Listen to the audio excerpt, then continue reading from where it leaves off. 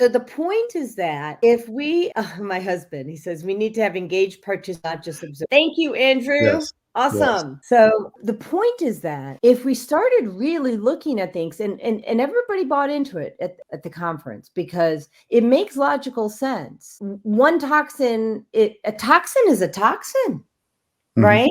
Mm-hmm. And so one is just blatantly smack dab in your face obvious, which is alcohol and drugs. The other one's under the radar, so we're not thinking about it. Yeah. And so the point is that if we can start looking at how the things in our life impact our emotional well-being, like we were saying earlier, maybe don't go for sitting at the front of the TV, which is blue light. It limits your ability to sleep well. Maybe go for a walk. Maybe if you're not a big walker, sit outside on the grass or on a bench, and talk with your partner or your children or whoever you live with. If you don't live with somebody, go make friends or join the group.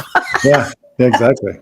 So. Well, and those influences come in so many different ways too. Like the messages, the signals that we receive, not only from like signals in terms of devices and things like that, which I don't know much of anything about, although I know you do, but also the messages and the signals that we receive from media, from other people who might be giving us toxic messages or communications about ourselves that make us feel not happy or not like we're doing well in life and that kind of thing. So how do we identify those other types of toxins that we are consuming or that are a part of our influences into being able to filter that out and have much more positive ones, So I agree completely.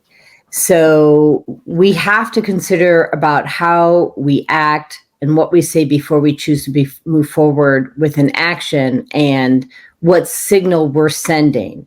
Yeah. Well, if we're going to do that, we also have to look at the signals that are being sent to us through the media. Yes. And where we're learning that behavior, the program belief system, right? Because we don't even have to talk about EMF.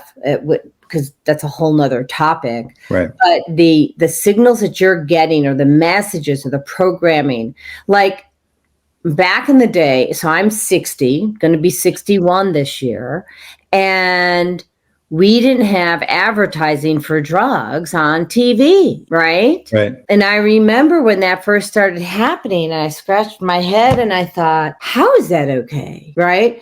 Now, interestingly enough, I won't say what company it was, okay? There's a company, and they are not doctors, and they're sending out text messages to schedule for some carrot juice, we'll say. Mm-hmm. And so for those of you who don't know what carrot juice is, you can kind of read between the lines, okay? Now, they're not doctors, so there's no talk about a diagnosis. There's no talk about what you actually may or may not need, what your blood type, if there's an assessment, nothing. But let's schedule you for this thing, this carrot juice, that you may or may not need. And so why are we in a situation today, in a place where anybody can offer anybody a drug, but we're censored if we offer you the benefit of cilantro? Right? Right. Yeah, you got to couch the language very carefully, right? Well, cilantro will actually help you with removing heavy metals, right? Chelation from your body. But if we say that and start promoting that, to say, well, do you have proof? Right. Well, okay, it works. And honestly, because people ask that question for so many years, there is now proof on PubMed studies. Right? There's proof about what lavender does for sleep and anxiety. There's proof of what cilantro does for taking heavy metals out of the body, for what frankincense does for putting the brain in a theta state. Proof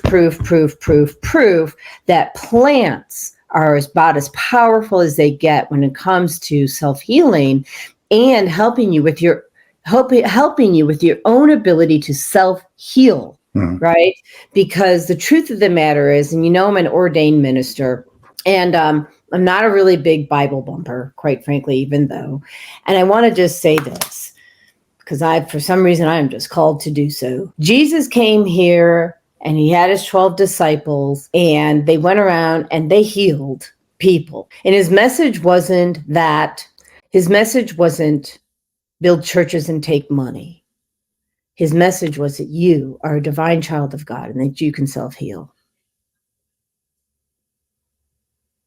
And so it's interesting. I was looking when I did the post for Facebook before we started, because Facebook wasn't live, right? Because Facebook wasn't working. We have 4 other platforms, but I changed my profile picture about a week ago because I was just really called to do so.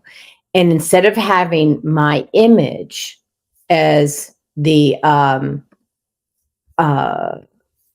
being shown on Facebook, I'm going to show you what I decided to do instead. And this is my profile picture. Pray not until God hears you, but until you listen to God. Because people, you have the divine right to hear him. And that's whether it's Jesus or just God, or like I don't tell people how or who they're supposed to pray to. That's your right to also choose, right? I believe Jesus came here in many different forms.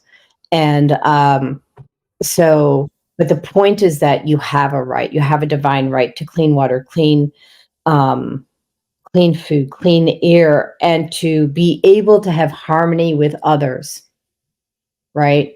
And to have harmony with others, you can have love and happiness and joy.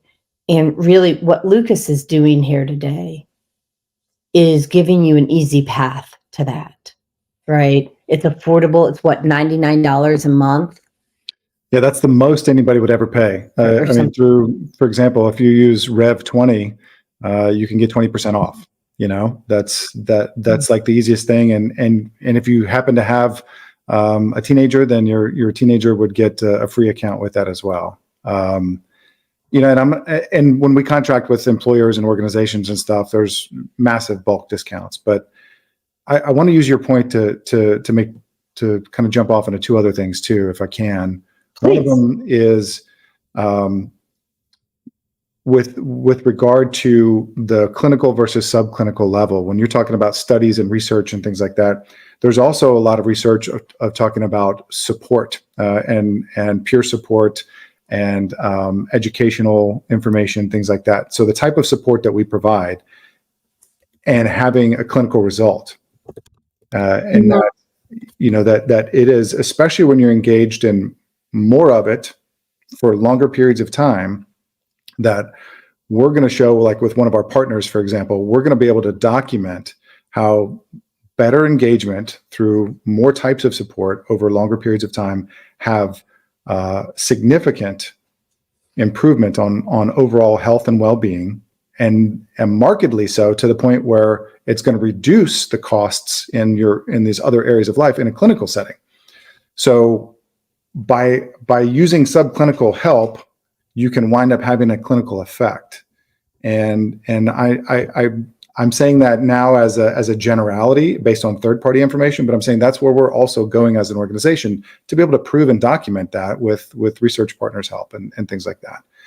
And also your point on being able to have a result based on self-healing or the placebo effect in itself. Like when people believe something well enough, just like if you believe you can or you can't, the old saying, whether you believe you can or can't, you're right either way.